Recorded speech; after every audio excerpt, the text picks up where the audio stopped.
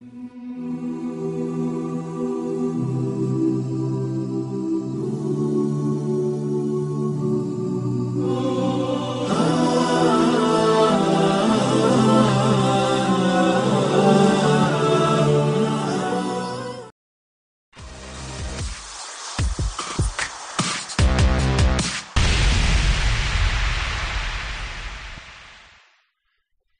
sam El Mustafa bin Halid, Ebu Abdul Kerim ibn El Arabi, a nadimak mi je Ibn Ahmed Dinedžad al Bosnavi, Ebu Mubarak el Sadam bin Gaddafi el Asad.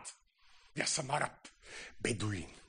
Ja sam predvodnica 500 000 Arapa koji će da nasele ovu divnu bašču zvanu Bosna.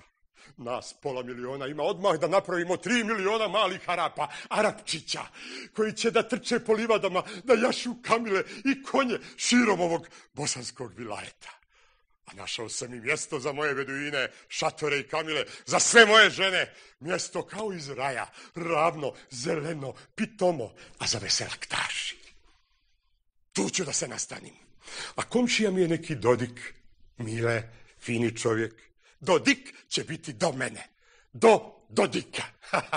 Mi volimo komšije. Moj Habibi, moj Mile, Habibi, Habibi, Habibi, Janurilaje, a Mile. I sve ćemo da kupimo. Sve. I srednji tok Drine. Drina je naša. I rafineriju Bosanski Brod. I Energopetrol. Sve što je nafta. I hidrogradnju. I škole. Djeca će da uče samo arapski, a ne ovaj paganski slavenski jezik pun psovki. A kako će nam se zvati naša republika koju naseljavamo, a? Da li Republika Arapska ili Republika Arap-Srpska? Promijenit ćemo ime ove zemlje. Kakva je to zemlja sa 2 imena? Ima da se zove Arapska Džamahirija, Saudi, Bosna, Emirati, Herceg, Sultanat, Kraljevina.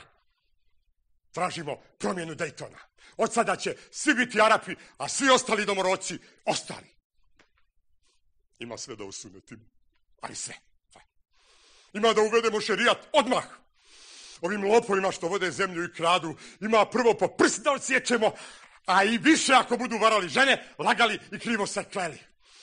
Dolazi arapsko proljeće. Inšallah.